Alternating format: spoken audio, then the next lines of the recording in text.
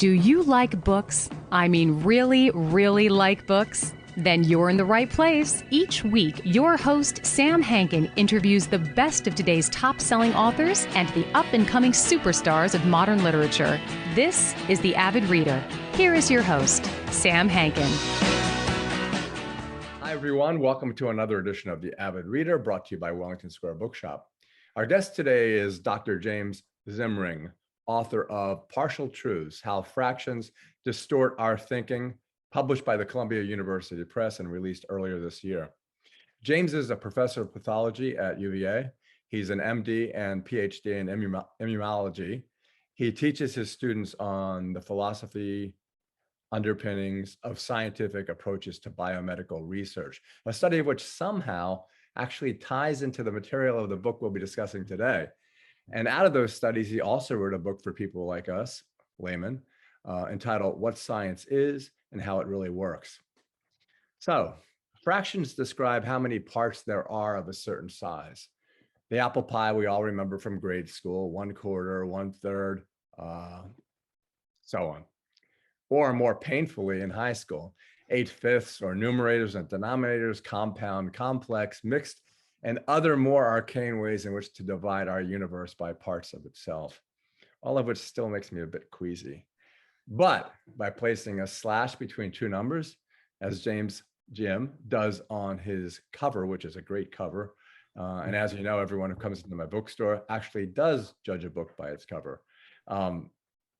Because of that slash, we can take a cloth of sorts to a smudged window or timidly cross the threshold of a door to perception. And our Virgil on this journey is Dr. Zimring. So welcome, Jim, and thanks so much for joining us today.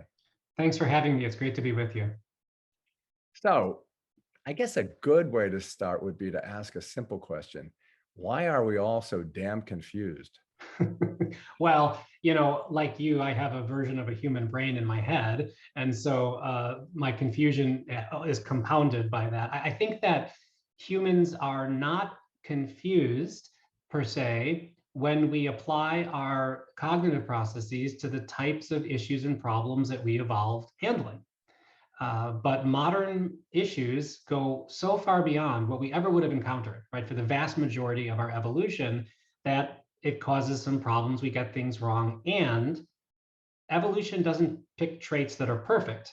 It just picks traits that are better than the previous traits. So it's predictable that we would get confused sometimes, but if you look at how humans have taken over the world, so to speak, whether that's a good thing or a bad thing, we could debate, our way of thinking clearly works a lot and in many circumstances. But somewhat whimsically, you start off the book, the first sentence, saying, we humans are awfully fond of ourselves. And we do. We think we're so cool, standing on the shoulders of many fine men and women who also thought we were cool. Yes. So who are you to come along and knock us all over? Well, it's not me. I am not a cognitive psychologist. I'm as you said, a practicing immunologist who teaches critical thinking to science students and hopefully undergrads from time to time. So what I am doing is reporting the finding of others, really, and interpreting it in a way that maybe they may not have done. But we have to face the facts, and it's unequivocal. Humans are regrettably flawed in their thinking in a number of ways, and we don't have to speculate about this. We can look at historical cases, and actually it's forever, year after year, decade after decade, century after century, where we make these types of regrettable, flawed errors. So we are knocking ourselves off our pedestal if we have any insight and a little bit of humility. Well, yeah, I was going to actually say that. We're defective in seeing and understanding the world as it really is, obviously. We could actually be living in a solipsistic universe in which only one of us is even here. We just can't figure out which one.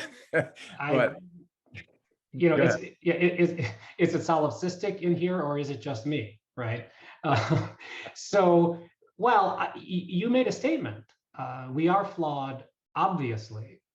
That is a modern statement, right? For most of human, at least in the Western philosophical tradition, there has been this assumption that humans are rational beings that do things logically and may or may not perceive perfectly, but we have the gift of reason. And whether you think that evolved or most of our history, that reason was a gift from God. And again, I'm speaking in a Western philosophical tradition. I'm not making claims about all humans. And if God gave us reason, reason can't be flawed because it is of divine origin. So for most of human history, well, there have always been those who have recognized, boy, aren't we dumb. But for most of human history, the narrative in the West has been reason is what sets us apart from the beasts, and we're rational and logical. And it's only really been in the past 50 or 60 years with cognitive psychology, behavioral economics, and heuristics where they have realized broadly what the problems are, because early cognitive psychology was always in insight, right? So you would have someone think through a problem, and then you would ask them, okay, what did you experience? What was going on in your head while you were thinking? And they would tell you. But it wasn't until later that psychologists realized that while we have tons of insight, it's wrong. We don't see our processes the way they really work. And through experimentation, now these faults that we have emerged. And that's a good thing that we understand them. Now the question is, can we use that understanding to some utility? Well, given your chosen profession, and I guess I'm pushing you a little bit again, which I think is good. Push me. How is it that you chose to use fractions to show to show the soft underbelly of our arrogance? Well, so I think that when I was, during my work in this area in my previous book, we try to find analogies or metaphors to understand processes, and we try to categorize, right, to help us understand the universe.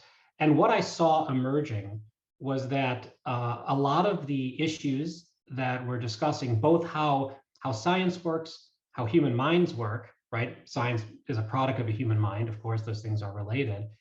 That a lot of it can be understood looking through the lens of a fraction. Now, math, is just a language. It's a very special language with certain properties, but it's a language. And a fraction is a symbolic representation of, if you have a group of things, how many of those things have a certain property. That's a somewhat simplistic definition. But when you look at both the normal processes of science and the cognitive errors that humans tend to make, and the methodologies that science has developed specifically to mitigate those errors, many of them fit the form of a fraction. And so it's a useful instrument to unpack what's going on. I'm not saying, by the way, and I have never suggested that our human minds work as little calculators and we have fractions running around in our heads, and that's not what I'm talking about. It's a way to categorize and understand some of the errors we consistently make.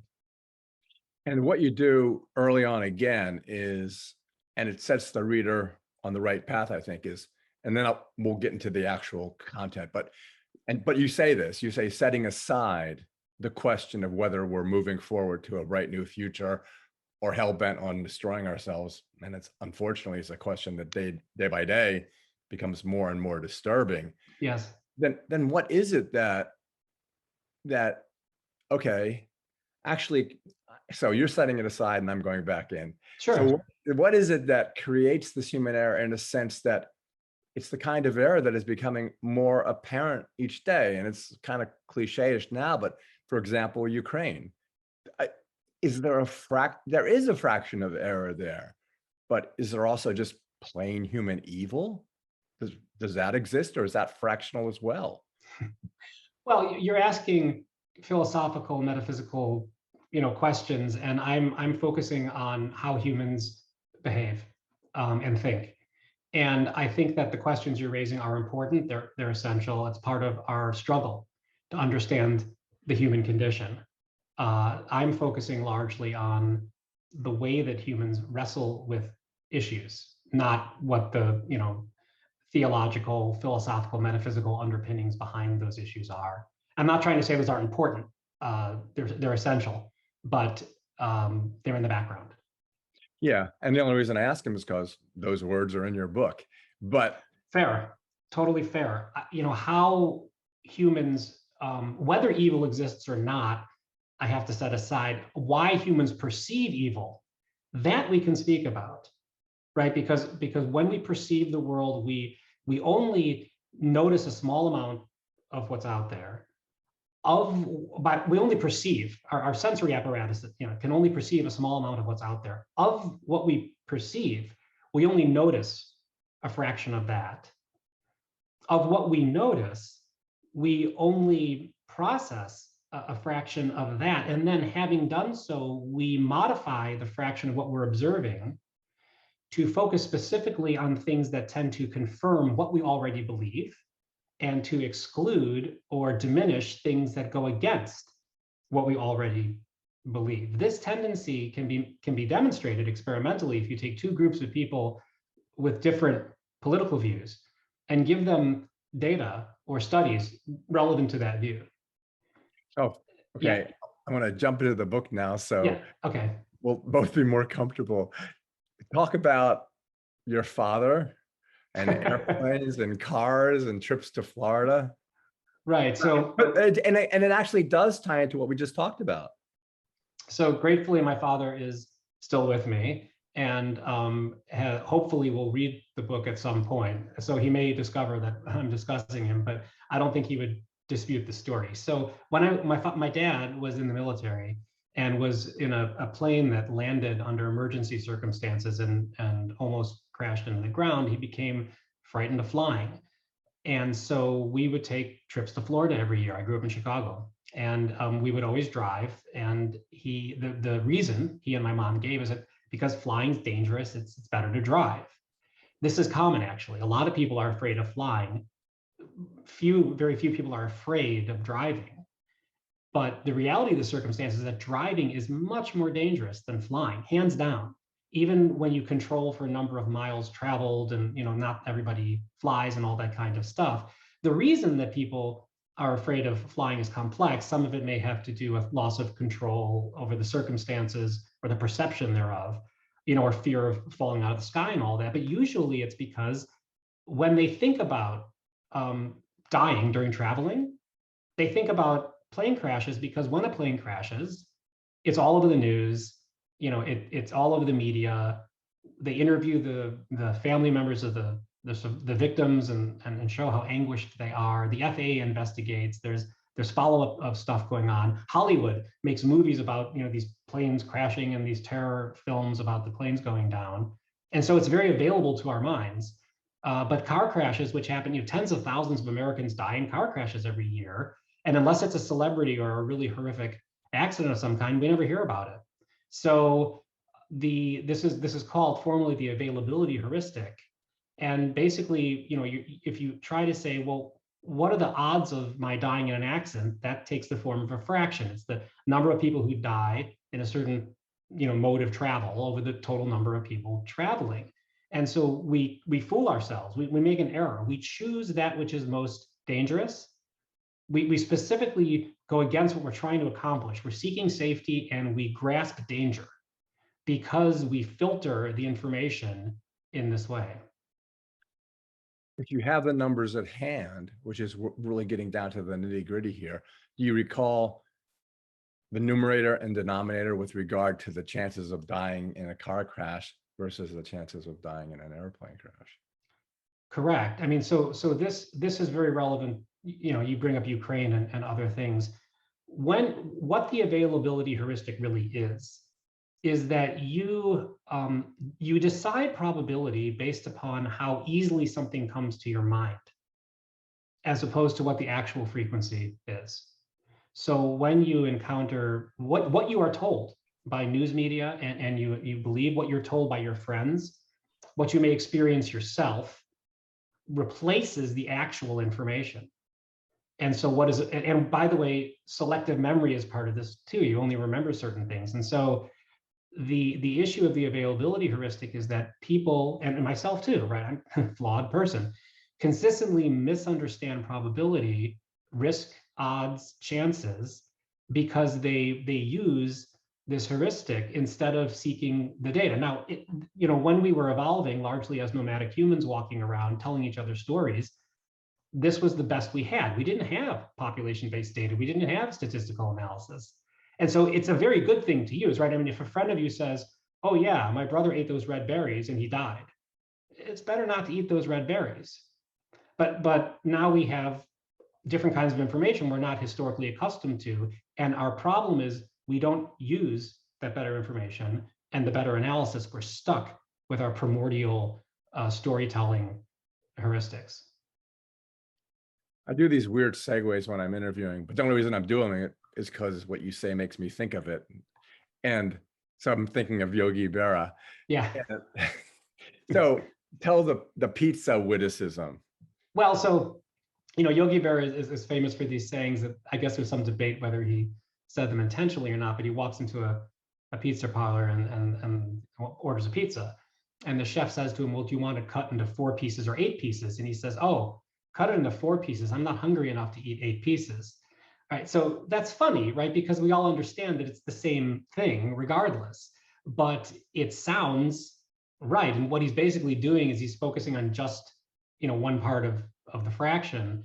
This is quite serious because when people will make claims all the time, politicians, advertisers, whatnot, where they're focusing on just part of the fraction to mislead you, and sometimes unintentionally, but sometimes quite intentionally, right? So if someone says to you, the police kill more Caucasians per year than minorities, many more, the police kill many more Caucasians per year than minorities, that is a true statement. But when you're ignoring the denominator there. But when you say, well, wait a minute, what is the rate of the police killing Caucasians versus minorities as a function of how many people there are? Now you see that minorities are killed twice as often as Caucasians. So you can really give the opposite answer of what's really out there by focusing just on the numerator and ignoring the denominator. And this is done, constantly. And so when we hear numbers and we don't understand the fractions that underlie them, we are easily misled and confused. And one of the messages I hope that comes across is that we need to drill into the fractions behind the numbers to understand what we're being told. As informed citizens, as members of a democracy, it's essential. Well, then 2 more points again that I'm thinking is with Yogi Berra, for example. And at first you go, and the reason why they still hold on and why there's still things we say is because part of us think, yeah, yes, it's funny, but yeah, I could think that way. And then the other one is, when he says baseball's 90% mental and the other half is physical. Yeah. It's, yeah. Well, I mean, so we're talking about fairly whimsical examples, and that's really good. But, A&W at one point, I talk about, wanted to challenge the Big Mac, which has been a dominant force of culinary American delights since 1971. And so they came up with a burger that was bigger, tasted better in blinded taste tests, and was cheaper. What could be better than that? And when they released it, and they had this, third is the word was their advertisement because it was a 3rd-pound burger. It didn't sell well at all, and they couldn't figure out why. And when they did a post, on market analysis after the fact, they determined that a lot of people thought that a 1/3 pound was less than a 1/4 pound because 3 is less than 4, and they didn't want to buy a smaller hamburger. So, when people hear that story, a lot of people say, "Oh, that's ridiculous. I would never make that mistake." Maybe true, but people do, and so it's both funny and regrettable, right? That kind of thing would happen.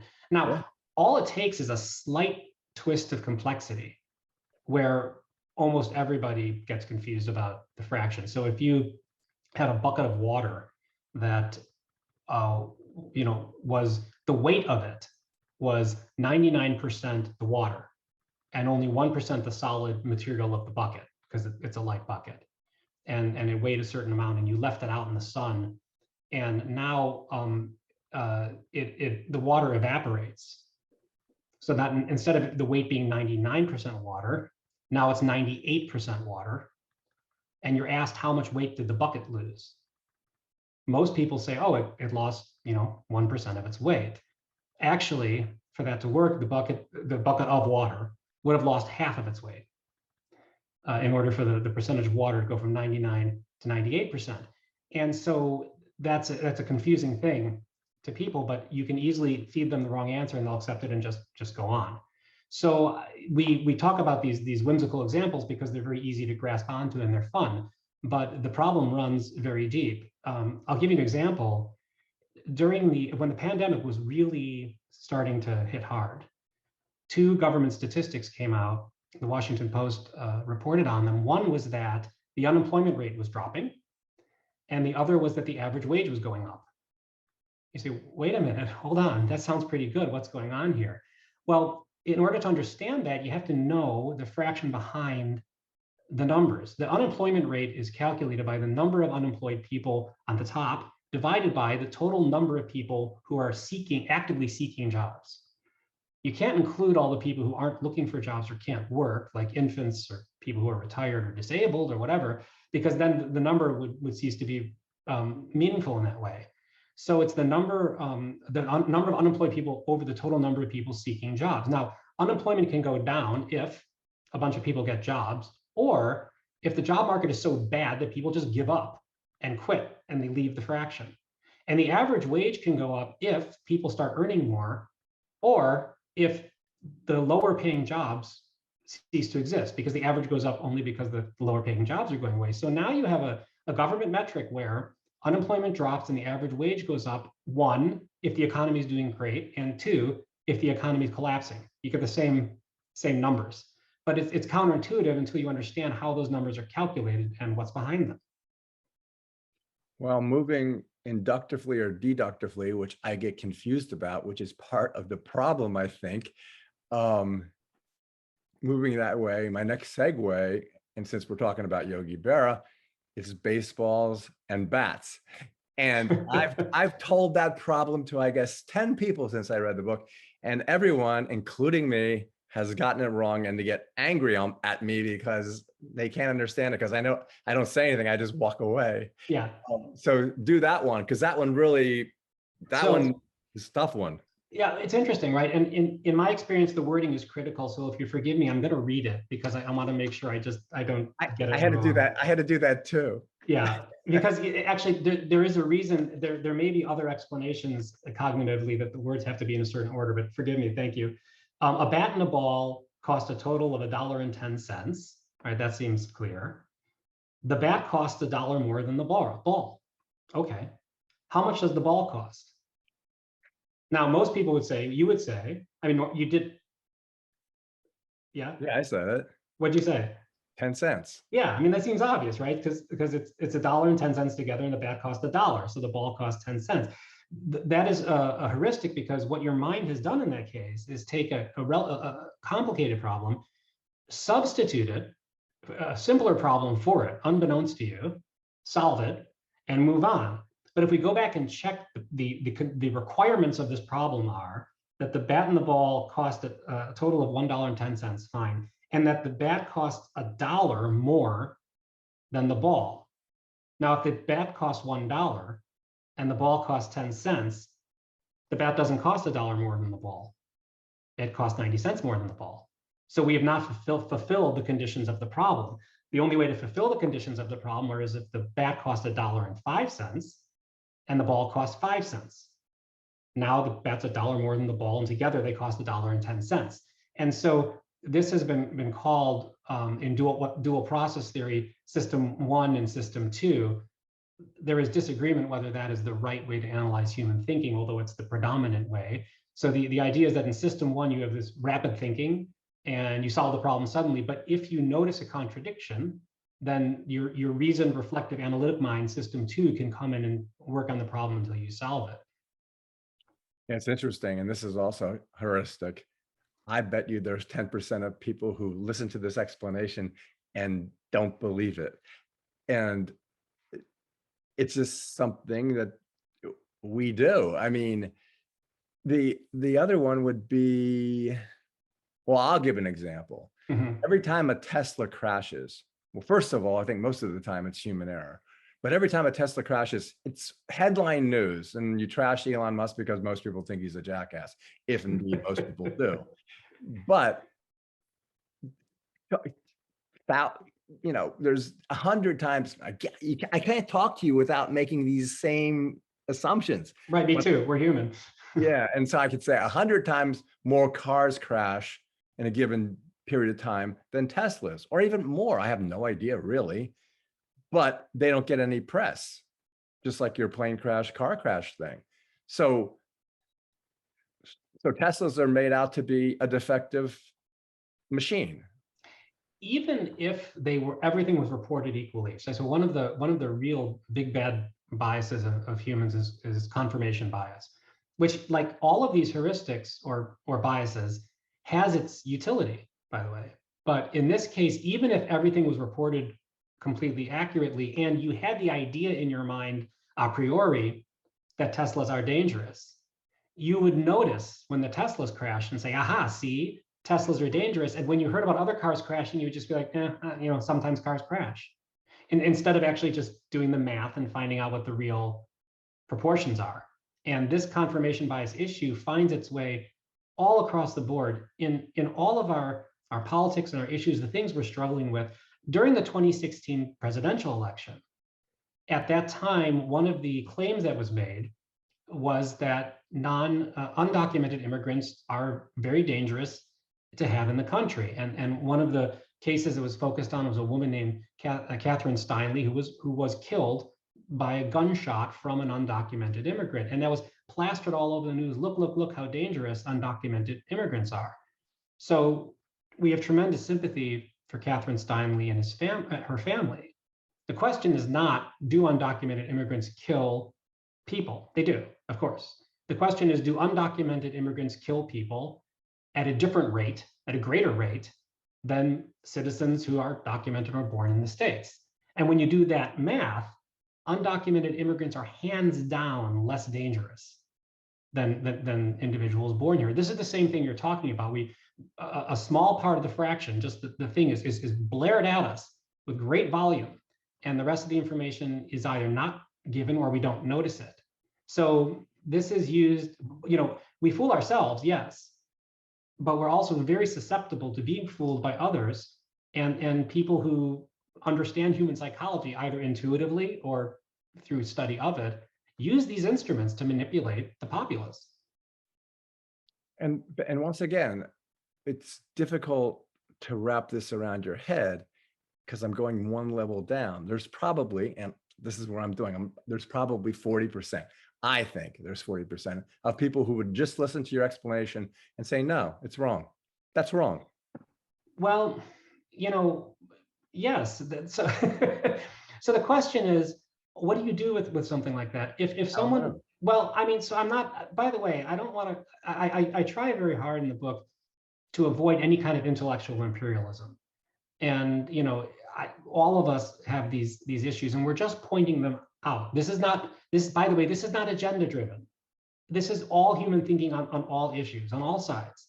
But what helps with the bat and the ball and the thing I just told you is to ask people to think internal consistency wise, are there contradictions here?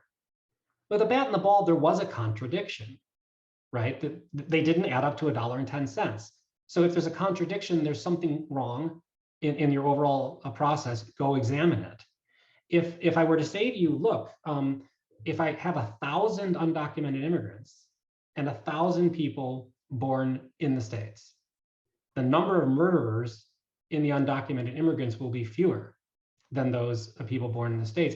That is a contradiction to your intuitive claim. Now, when we go to fake news land, right? So if someone enters a state of mind where they deny the information they're receiving, this is a different thing. I'm not, if someone says, I don't believe the data, that is not what we're talking about. What we're talking about is we have the data, but we interpret it differently.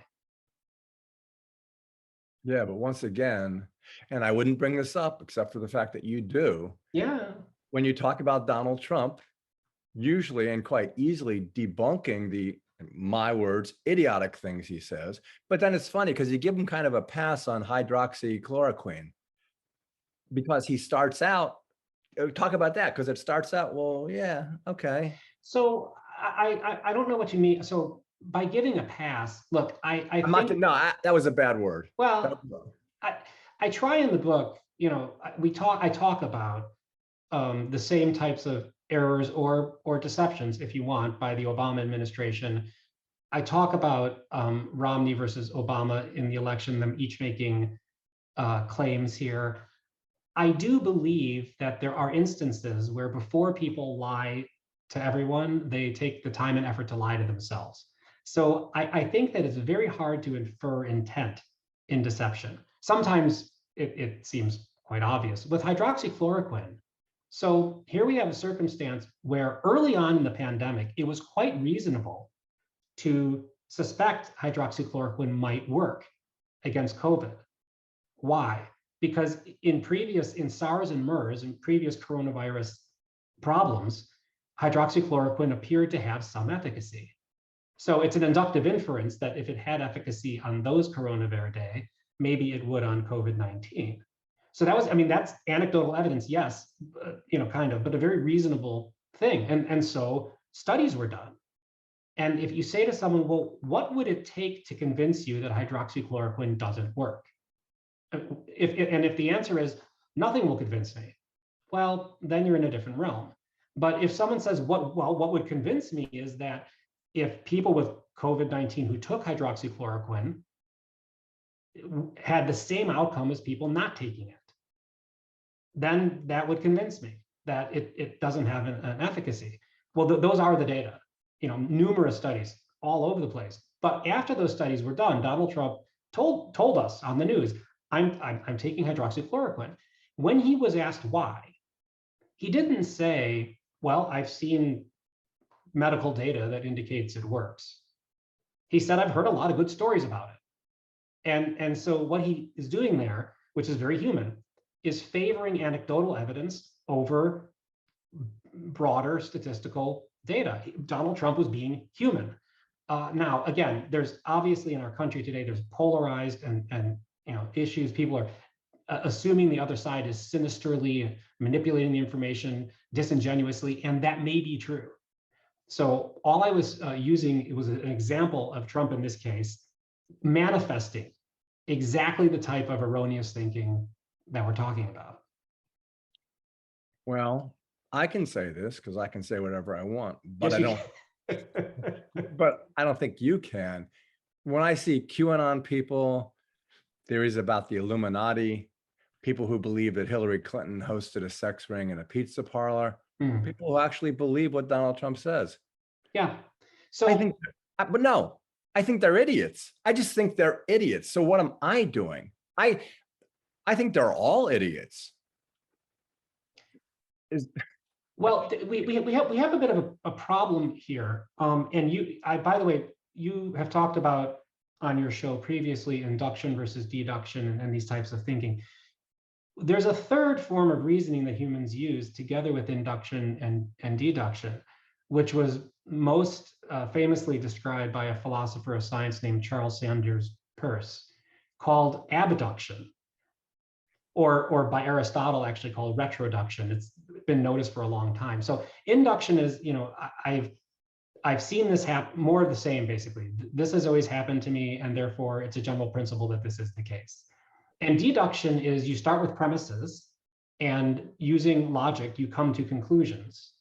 So you're thinking forward. But abduction is a different thing. Abduction is you see an effect and you guess at the cause.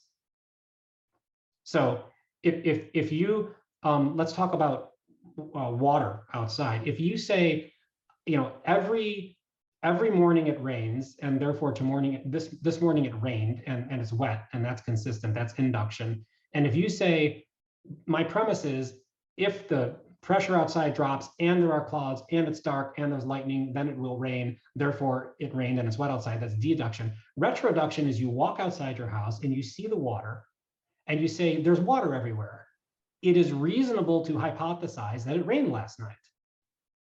That's QAnon, right? I'm seeing all of this weird stuff going on, and it's reasonable to hypothesize, therefore, that there's a grand conspiracy out there.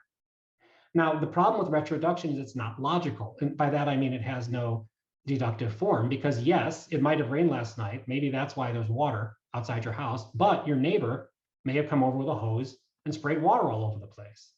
Either of those causes results in the same effect.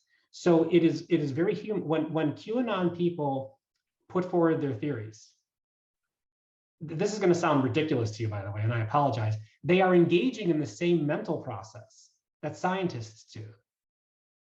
They are seeing an effect, and they're guessing at a cause that, just in case that cause were true, it would result in the effect that they observe. This, by the way, is how the Nazis took over the Weimar Republic. They said, the Prussian army lost the First World War. They could not have lost the First World War because they were the best army in the world. There must have been some cause, something behind the scenes that resulted in it. They called it the stab in the back, this conspiracy that there were Jewish saboteurs in the government, and that explains why the army lost. Now, let's be honest. The fact that there were Jewish saboteurs around, that claim would explain why the army lost. So would, that the industrial complex of Germany couldn't keep up with England. That would also explain it. So when you talk about QAnon theories and you use the word idiot, and that's fine. The idiocy, if we want to call it that, comes in the form of having guessed at this conspiratorial cause.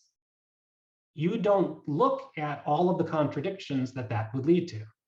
You accept that explanation without investigating, evidence-wise.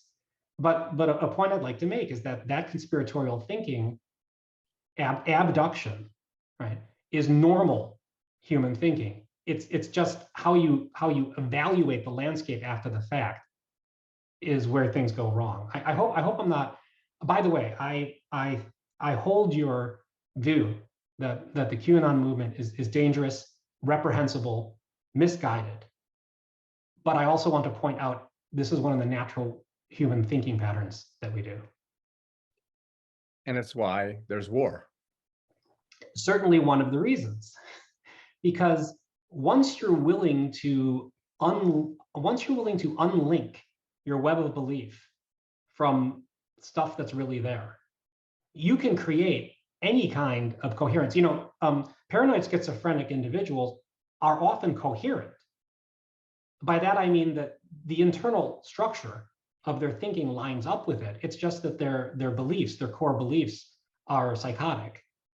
So, we can go down that path, but it is a mistake to say that people with whom you disagree are irrational, and here's why. You may have certain political views, and you may have people of an opposite political view. If you were to grant their premises, right, their core beliefs, if you believed their core beliefs, you would likely reason to their conclusions. Your argument with them is not that you are rational and they are irrational. Your argument is that the core beliefs they accept are misguided or irrational. Not that their thinking is wrong, but that what they accept as matters of fact is wrong. And so this is where the attention really needs to be paid, in my opinion. Once again, what you've said leads me to this part of your book, Why I Don't Know, is the Drunken Scotsman.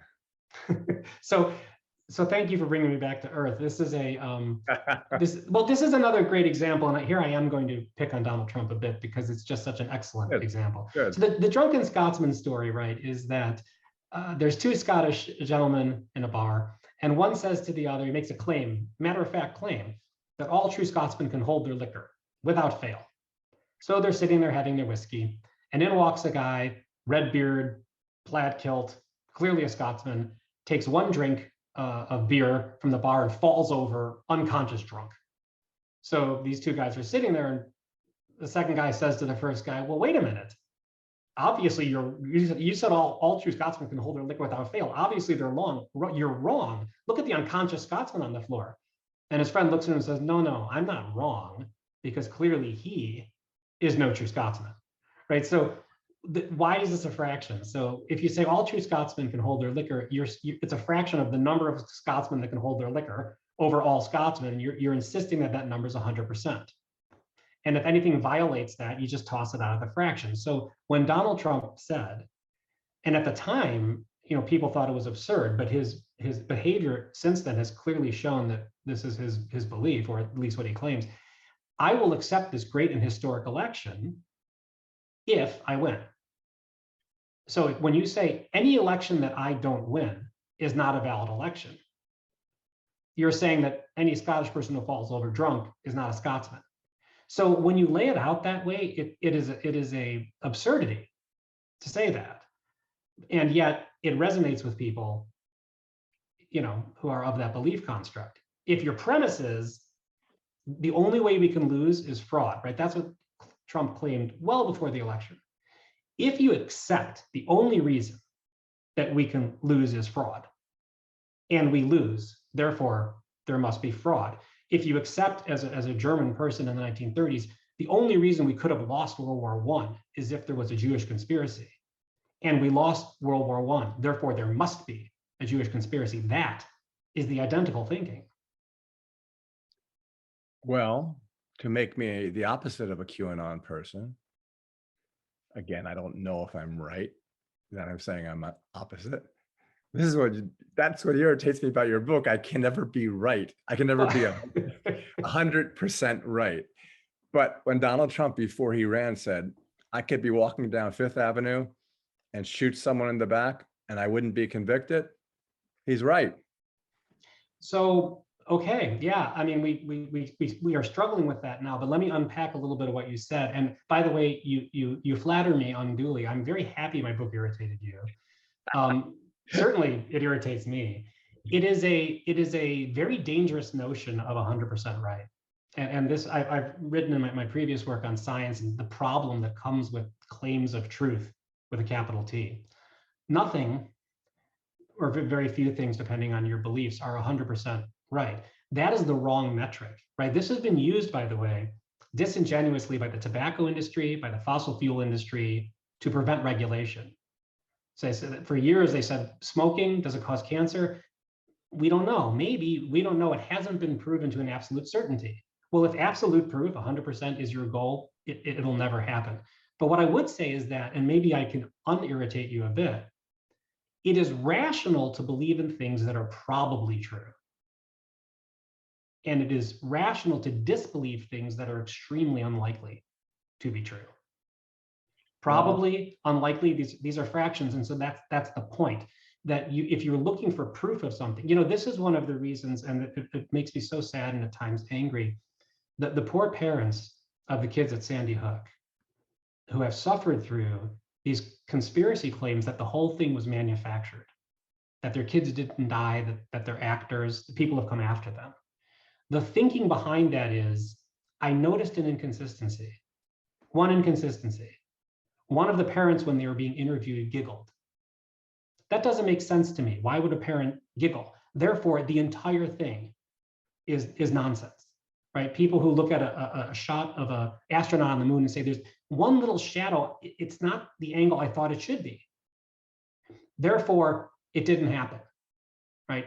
One of the claims about one of the persons in one of the death camps in the Holocaust seems a bit sketchy. So the entire Holocaust, obviously it didn't happen. What that is proof thinking, absolute thinking. Unless things are 100% correct, consistent, therefore they must be true. So one of the points is that probabilistic thinking is right thinking, and we should go with that which there is the most evidence for. Whenever I look down, it's because I'm taking notes. It's not because I'm ignoring you. That's okay. I'm used to being ignored. I teach. Okay.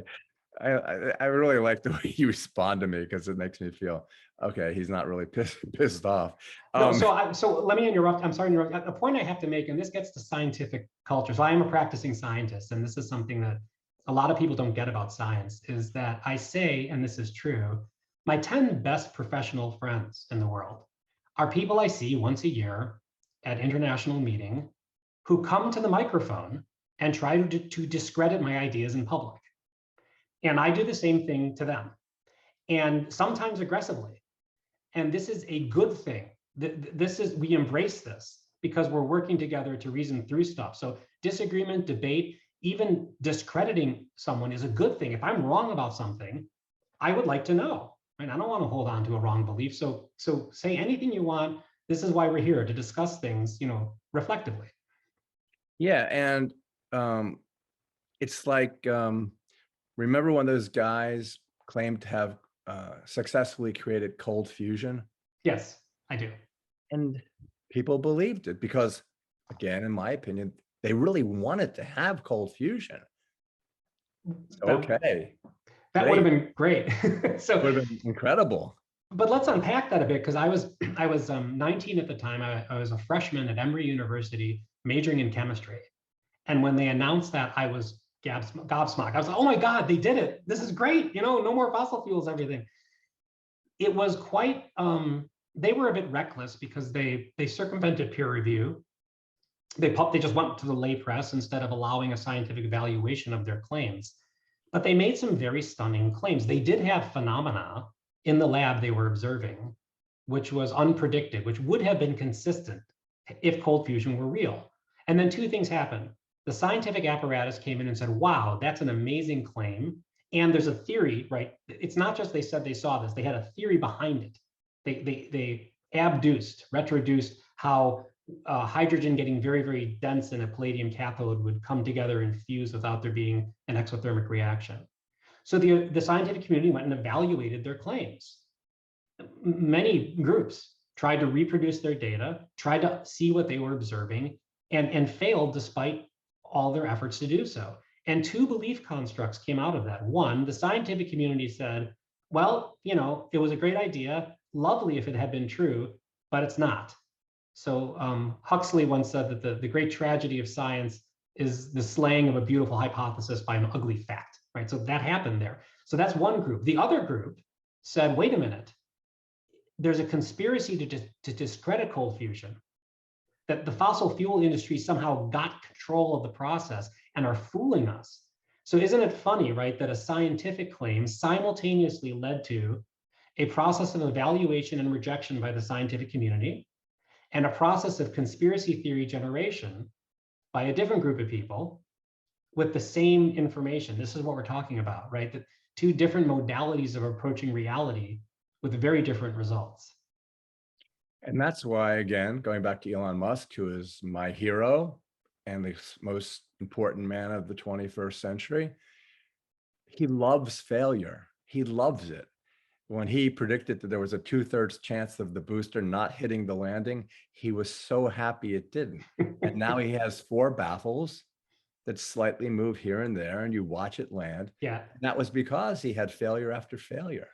So this is another thing that I think that often is not understood about science, and I say this is true, that the best day in the laboratory is a day when I get a result that proves we're wrong. Why is that? If your predictions are based upon our current understanding of natural phenomena, right? Not if you're psychotic. Like if I come into the lab and I say, well, I think the reason that you have an immune system is that invisible rays from Alpha Centauri are permeating your body. I'm going to put up an invisible ray blocking screen. We still have an immune system. Ah, gosh, I was wrong. Okay, that's not a good day because I'm kind of psychotic. But a good day is when, understanding our best information, I make a reasonable prediction and then I reject it. That's the best day. Why? That demonstrates we're on the path to new knowledge. We're going to erase an existing belief that's wrong and generate new knowledge. So it's a cardinal misunderstanding. Scientists often do not seek evidence to confirm their theories. They seek evidence to reject them. And when they fail to reject their theories with all their best efforts to do so, then they accept the theory contingent on the understanding that I may reject it in the future.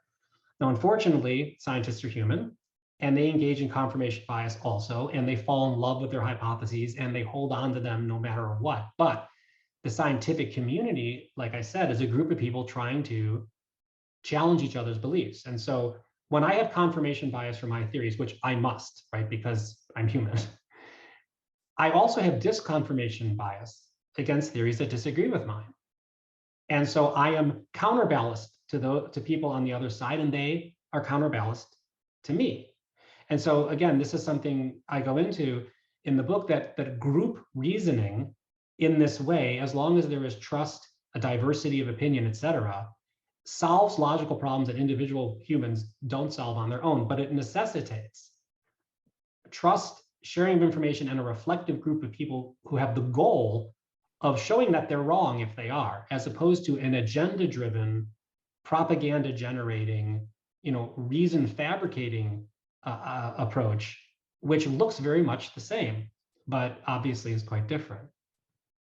This is not the example you use, but it's close. So I live in Pennsylvania, and somebody comes to my house and says, I'm selling these little electronic boxes that will emit a certain frequency of sound that will preclude tigers from ever entering your house or hurting your children. He comes back a year later. Have there been any tigers? No, it's the most amazing thing. There hasn't been one tiger near my house. Correct. And the claim is right. Right. Yeah. Right. The claim is right. So the question is, would there have been tigers without the box? So what you are doing here is demonstrating why New Age therapies are so attractive to people, and it ties back into the availability heuristic. So when someone says to you, oh, you're sick, you ought to try crystal therapy. And you say, why? And they say, because I had a friend, Bill, who tried crystal therapy and he got better. So that actually happened. Bill did try crystal therapy and he got better. And by the way, we're very happy for Bill. The question is not, did Bill get better when he tried crystal therapy? The question is, do people who try crystal therapy get better at a rate that is more than people would get better on their own, even with no treatment? That's the question. The question is, are there fewer tigers when you have the box emitting frequencies there than when you don't have the box? And if the answer is no, then there is no evidence that the thing works. And in the case of the crystal therapy trial, there's evidence that it doesn't work. But if you just hear the story and say, yeah, this worked for this guy, therefore that's good evidence, that's Donald Trump saying, hey, I've heard good things about hydroxychloroquine. By the way, and I know when Donald Trump gets information that there were people out there sick with COVID and they took hydroxychloroquine and they got better, that's true. That is true. But the fact is that a lot of people recover from COVID anyway, and you just have to juxtapose with and without hydroxychloroquine. And by the way, I'm very happy that you don't have predator cats living around your house. I would be quite concerned if you did. Another example, well, I have no idea with whatever I say is relevant or not. Initially, the only reason this is relevant is because it also deals with water. I'm having my house re-roofed as we speak. And every time they're ready to come out, it rains. And I said to my roofer, who's somewhat of an intellectual, why is that? Well, he goes, the reason I'm a roofer is because it rains. So those are two things twisted together, but what you're commenting there is on that so when it rains and your roof is intact, you don't really notice it. I mean, yes, you're like, oh, it rained. But when it rains and your roof lets water in, that you notice, right? Because your ceiling is melting and your house is falling apart. And that is also, so let us stipulate, you and I, if you're willing to, let me ask you, are you willing to stipulate that your roof being in disrepair does not actually cause rain? Yes. Okay, then let us assume, therefore, that this is a confirmation bias where you're noticing when it causes rain and you're not noticing when it doesn't. But this becomes very dangerous very quickly because it's not just noticing, people start to recategorize stuff. They start to twist information in fundamental ways. As an example, let's say that you happen to be of the opinion that people of a Muslim faith are more likely to be terrorists. It's not just that when someone of Muslim faith carries out a terrorist act, you notice it, and when other people do, you don't. You start to recategorize such that if there's a business person of Indian descent, of Hindu faith, who is at a political protest holding a sign, suddenly that becomes a Muslim carrying out a terrorist act. Whereas when Timothy McVeigh or other non-Muslims carry out terrorist acts, those are just mentally disturbed individuals. You start to recategorize things to confirm your ideas, and you dismiss things. It's no true Scotsman. You toss them out if they don't. So yeah, I mean, Murphy was an optimist, and he would tell you that if he wasn't busy scraping the dust off the butter side of his toast that landed down. We notice things when they go bad, and they reinforce our beliefs. But oftentimes we're just filtering reality. We're fractionating the evidence specifically to reinforce what we already believe. Regrettably, a lot of human perception is not that seeing is believing. It's believing is seeing, which is kind of sad if you were standing outside the human cognition and looking at it. But it is, if there is one cognitive process for which there is the most evidence, in my view, that would be it. And the manifestations of it are clear. And by the way, this is nothing new, right? So I talk about Thucydides in ancient times, complained about this in the run-up to the Peloponnesian War. So I think we can accept that humans, this is part of our basic characteristics. Okay, let me ask you whether you will accept this presumption. Okay. Presumption. It's true, is it not, that every time you insert a USB plug into your computer, you put it in the wrong way? So what I would have to do, right, is record myself over a year and look at every time I put it in, and what frequency do I put it in the right way, and what frequency do I put it in the wrong way. And if those numbers were the same, then I would reject that proposition. If indeed there was not, now this gets very important. If indeed I put it in the wrong way more often than the right way, as a scientist at least, I would not accept that as evidence of your claim. I would have to do a statistical test and say, well, what are the odds that that just happened by chance alone, right? If we go back to the crystal therapy, let's say I did the experiment, and yes, the people getting crystal therapy got better more than people who didn't get it. I would not stop there and say, aha, crystal therapy works. I would acknowledge that some people are going to do better anyway. Some people are going to do worse. What are the odds that the people who did better just happen to wind up in the crystal therapy group by accident, and therefore it looks like it works when it doesn't? And modern statistics can't eliminate that kind of uncertainty, but it can quantify it. We can say, what are the odds that happened? How much error are we willing to accept? That's also a very important part of these types of methodologies. So I will accept your claim that it seems like you always put it in the wrong way. That's perception. You are perceiving that, no question. Whether you are, respectfully, I would have to do the test that I described. Now, in the absence of doing a study, which none of us are going to do, right, on that kind of issue, I would ask you a question. What is more likely of these two scenarios? Number one, it's actually the case that you put it in less frequently the right way than the wrong way, or two, a common human cognitive error that has been with us since at least antiquity is manifesting itself in you as it basically does in all humans. I would very, very, very reluctantly agree with you. And if you add another layer to that, if I talk to 10 of my friends, I'm doing the same thing. If I talk to 10 of my friends, I believe that 9 of those 10 would agree that you put it in the wrong way 90% of the time. Yeah, is that a mass delusion? Well, no, that's just because human brains tend to work the same way. I mean, every person is different, of course. And when you do these cognitive psychology experiments, it's never absolute. It'll be, 80% of people do it this way, 20% that way. But what I would say to you is that, so by the way, I am not questioning that you experience this. You experience putting it in the wrong way more frequently than the right way. That is something you experience. The question is whether what you experience reflects what actually occurs, or whether you are interpreting experience through a filter that gives you an incorrect perception. All you're doing in that example is verifying the claim that humans have this general tendency.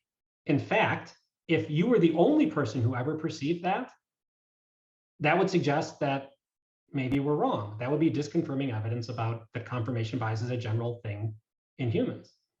And it's a small amount of evidence because it's only 10 people, right? Then you have to get into you'd have to do a lot more people to get good data. But this is what cognitive psychologists do. Well, once again, this has led me to another part of your book. I don't know why. but it combines Yogi Berra and the baseball bat. Well, Yogi Berra and the baseball bat already are combined, but go into, because this was so hard for me to accept, false negatives and false positives with regard to age tests. I can't.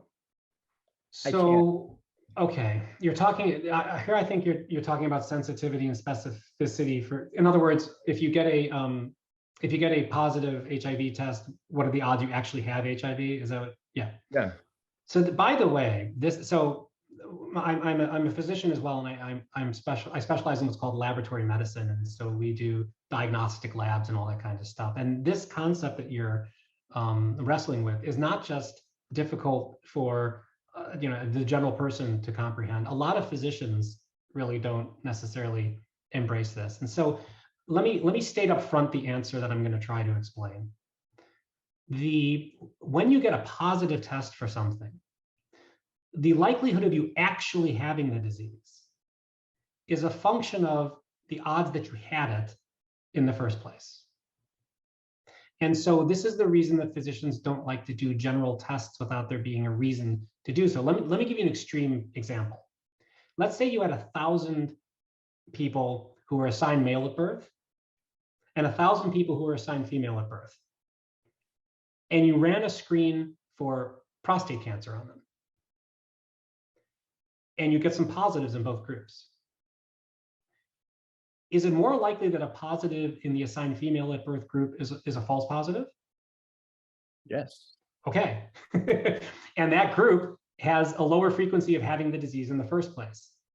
That is the general principle we're talking about. So the example I gave is that if someone is worried that they have HIV because they got a blood transfusion, and another person is worried that they have HIV because they're an IV drug abuser, in the case of the blood transfusion, the odds of being infected is about 1 in 2 million, roughly 1 in 1.5 million. Whereas for the IV drug abuser, the majority of people can have it. So now you're talking about there's some non-zero false positive rate. If you're testing, 1.5 million people who don't have something, the false positive rate is going to be higher than if you're testing a small number of people who don't have something.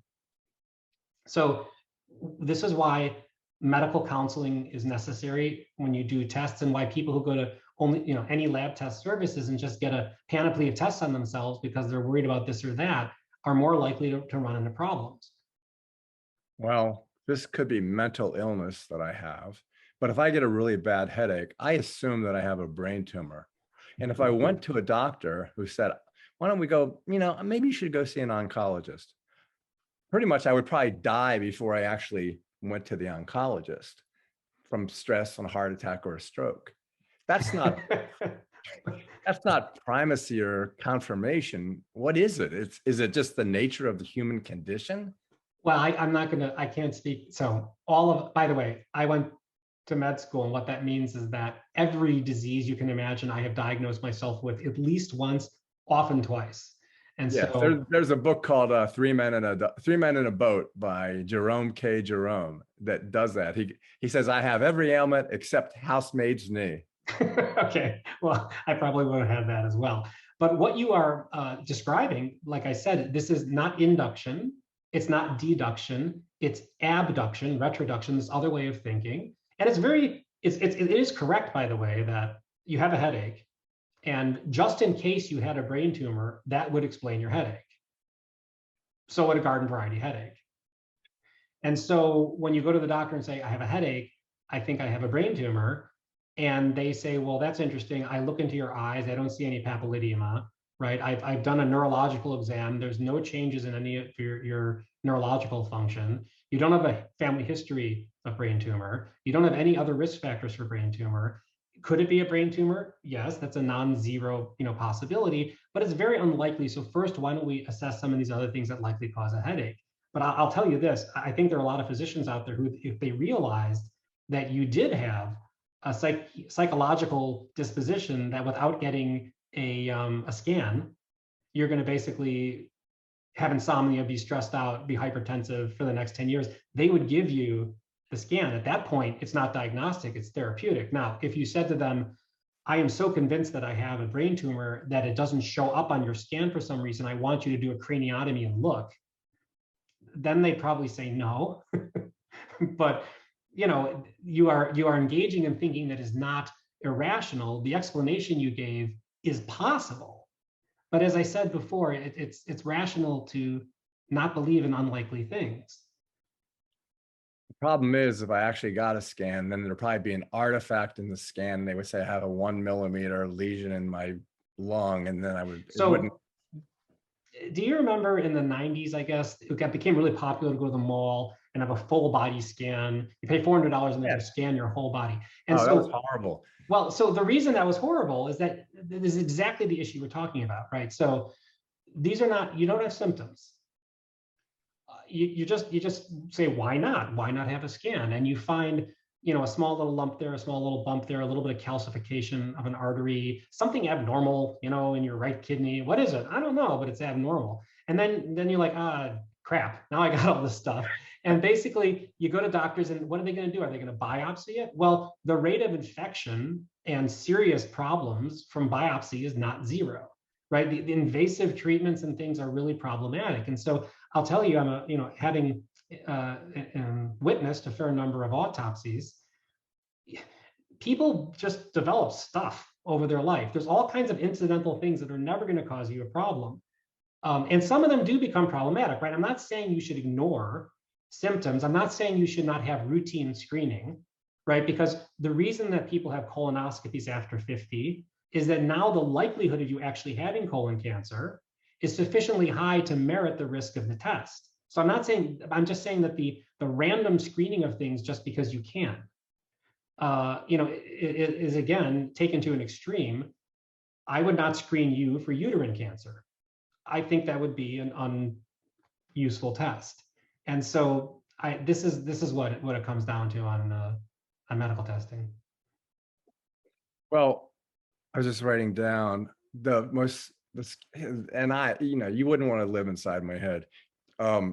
The worst words I can see on any medical report are rule out. Yeah, well, so by the way, I've been stuck in my head for 52 years so far, and you wouldn't want to live there either. Trust me. Yeah, let's talk about that a bit. So there are lots of findings under the microscope or in laboratory testing that are neither diagnostic nor normal. This is inevitable.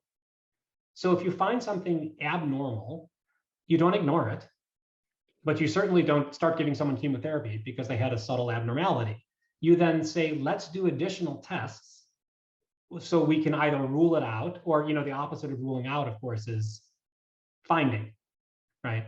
But if you had an abnormality that gave you a 1 in 100,000 chance of actually having cancer, and then they wrote on your form, confirm cancer, I don't think that would be comforting to you. And by the way, I don't think that would be accurate. If something is extremely unlikely, we should rule it out. But do you know what I mean? But you can't rule something out with attempting to rule it in, and you can't try to rule something in. If you fail to rule in, you rule out, and vice versa. Really, you're just testing both. But the reason they say rule out is because it's unlikely. Usually, it's language. Well, even though I'm still calling you Jim and you're still calling me Sam, we have been talking for over an hour. But you poor misguided soul.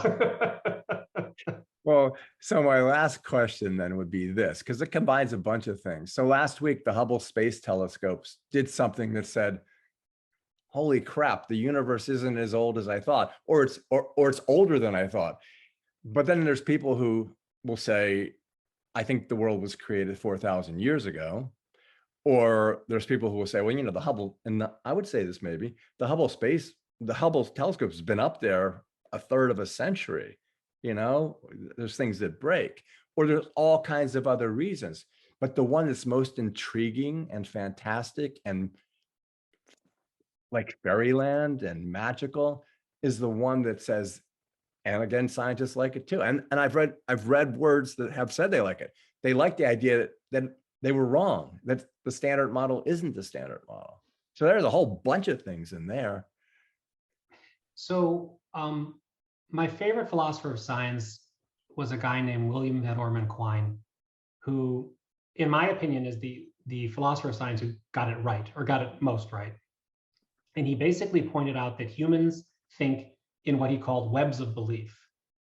We have premises we believe in, facts we believe in, we have things we observe, we reason between them. And when they don't line up, all we know is that something in our web of belief is wrong, or we're missing it could be that, and by the way, it could be invisible things, right? We could have a background assumption that's wrong. Maybe there's an invisible thing out there we've never encountered before, never noticed. Maybe one of the things we have noticed isn't really there. So let's go back for a second to this abduction that I've been talking about, that's neither induction nor deduction. When you get a piece of information, let me ask you a question. Let's say that you see something you didn't anticipate, and you're going to hypothesize at things that could lead to what you've seen. How many hypotheses are there out there that could explain your observation? Myriad. Presumably an infinite number, right? And so that was a good answer I gave there, right? Yeah, perfect. So how are you going to decide which hypothesis to test, and how are you going to narrow them down? And so what Quine said, and others said it too, is that theory is always underdetermined by data. You're never going to get information that forces you to an answer. But because we have when I say we have a web of belief, right? Everything that we believe is tied into all kinds of experience. If you encounter something that rejects an idea of yours, you don't just throw the idea out if you have myriad evidence from other sources. You look at it and say, I don't know what's going on there. Now, the issue on scientists say this, scientists say that, again, you're talking about this abductive process. Scientific explanations for things change over time as we learn more and more about the universe, about the world, about biology, but the phenomena don't change, right? I get very concerned when people say, well, science is sometimes wrong, therefore, why should we believe it? And there's two issues there. The first is, if you had a tool that worked 90% of the time, and your choice was to use that or random guessing, which would you prefer? I hope, yeah. So the fact that something is imperfect doesn't mean that it's useless. And the second thing is that the scientific explanations change over time, yes, but the discoveries and the phenomena don't. Their interpretation might, but they don't. So the example I give here is that there was an explosion of new technologies in the 18th and 19th century, and unbelievable magical inventions, airplanes, radio waves, all these things. Essentially, every theory that was used to make those advances, we now consider to be wrong. But the advances remain, right? Oh. Planes still fly, radios still work. And so when people say science is wrong, well, science is imperfect, yes, but you have to distinguish between the background explanations that are made and the phenomena that are understood.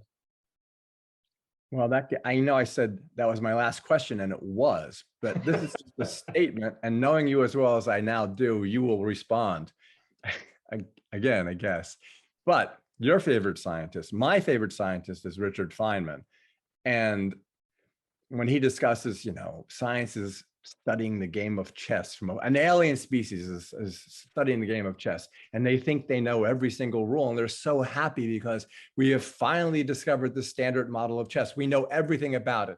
And then they discover castling. And what the hell and that's exactly the same thing that you were talking about. Well, yeah, this is how the history of science works. So let's talk about evolution by natural selection, Darwin's theory. When that theory was put forth, there were a number of serious problems with it. And one of the problems was that, according to the thermodynamic geologist at the time, Lord Kelvin, the Earth was just not old enough. Sorry, not enough time. So how do you know the Earth isn't old enough? He says, well, I know the temperature of the Earth currently is. I think I know the temperature the Earth was when it formed, and I know the rate at which the Earth cools. So therefore, I can calculate the age of the Earth. I'm sorry, Chuck, It's not old enough. Evolution just can't work.